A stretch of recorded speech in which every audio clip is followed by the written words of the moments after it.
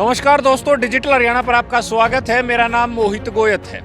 इस वक्त की बड़ी खबर है, मोस्ट वांटेड और महाठग इंद्रजीत यादव को दुबई में गिरफ्तार कर लिया गया है, डिटेन कर लिया गया है।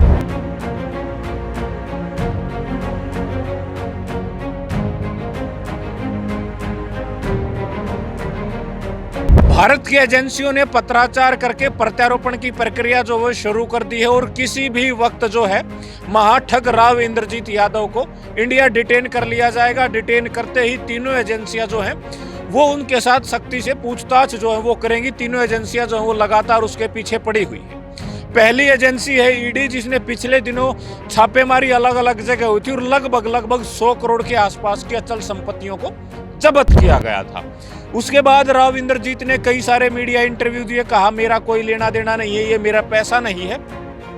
एक मामला यहाँ है जहां ईडी उनसे पूछताछ करेगी और किसी भी वक्त जो है वो इंडिया में डिपोर्ट हो सकते हैं और डिपोर्ट होते ही उनको गिरफ्तार किया जाएगा। दूसरी गिरफ्तारी के लिए जो प्रयास है वो एसटीएफ कर रही है। एसटीएफ के पास भी कई मामले हैं जिसमें महाठग मोस्ट वांटेड इंद्रजीत यादव का नाम है। कई कुख्यात गैंगस्टर जो देश से बाहर से एक फोन करके यहाँ जो है वारदातों को अंजाम देते हैं और उसके बाद राव इंद्रजीत यादव का नाम लिया जाता है। पिछले दिनों डिपोर्ट हुए गैंगस्टर सुनील सरडानिया ने भी इस बात की बताया था कि राव इंद्रजीत के साथ उसके संबंध है और किस किस तरीके से सारा मामला हुआ था वो मीडिया में जग जाहिर है।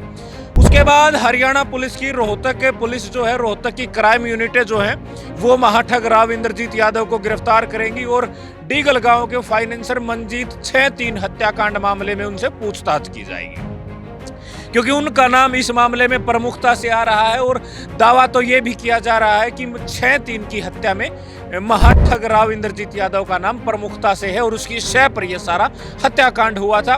फाइनेंसरों के पैसों की जबरन उगाही और सेटलमेंट तक का काम जो है महाठग राव इंद्रजीत यादव करता है, जो दावे सोशल मीडिया पर किए जा रहे, मीडिया रिपोर्ट में बार बार आ रहे हैं। अब आपको विस्तार से बताते हैं महाठग राव इंद्रजीत यादव की कहानी।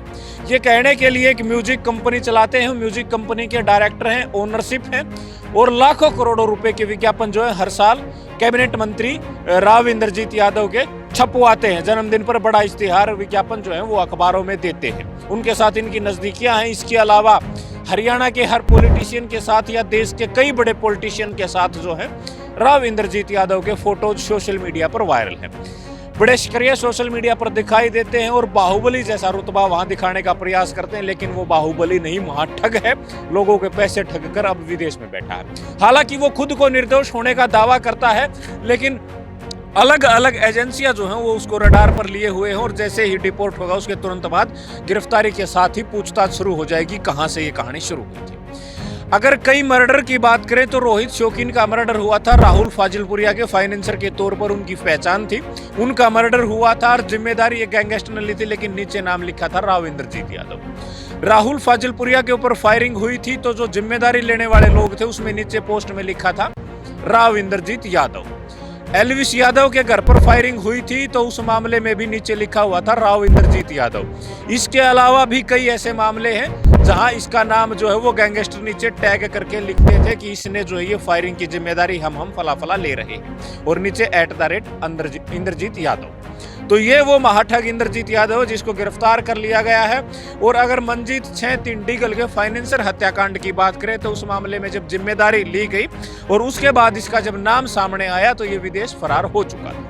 गिरफ्तारी के लिए लगातार हरियाणा पुलिस ने प्रयास किए, रेड कॉर्नर नोटिस जारी करवाया, इंटरपोल नोटिस जारी करवाया और इंटरपोल ने इसको दुबई के अबू धाबी से गिरफ्तार कर लिया था। पिछले दिनों की ये सूचना है, लगभग 10-12 दिन पहले इसको गिरफ्तार कर लिया था और प्रत्यारोपण की कार्यवाही शुरू हो चुकी है। किसी भी वक्त जो है डिपोर्ट जो है दुबई इसको इंडिया में कर देगा और जैसे ही डिपोर्ट होगा उसके तुरंत बाद इसकी गिरफ्तारी जो है वो और उसके बाद इसे पूछताछ जो है वो की जानी है। 6-3 की हत्या के बाद से डीगल का जो फाइनेंस साम्राज्य था वो डगमगा गया था और कई सारे जो छोटे फाइनेंसर थे वो जो है अब उस चंगुल में फंसे हुए हैं, उनका पैसा जो है वो अटका हुआ है। राव इंद्रजीत यादव जो महाठग है उसको पता है ये पैसा कहाँ है, किस तरीके से ये सारी सेटलमेंट हुई और किस तरीके से मर्डर हुआ, क्योंकि इस मामले में रोहतक पुलिस को भी पूछताछ करनी है। लेकिन फिलहाल बड़ी खबर यही है कि महाठग राव इंद्रजीत यादव को गिरफ्तार कर लिया गया है। अबू धाबी में किसी भी वक्त उसको इंडिया में डिटेन कर दिया जाएगा, प्रत्यारोपण कर दिया जाएगा और उसके बाद यहाँ की अलग अलग एजेंसियां जो है उससे पूछताछ करेंगी।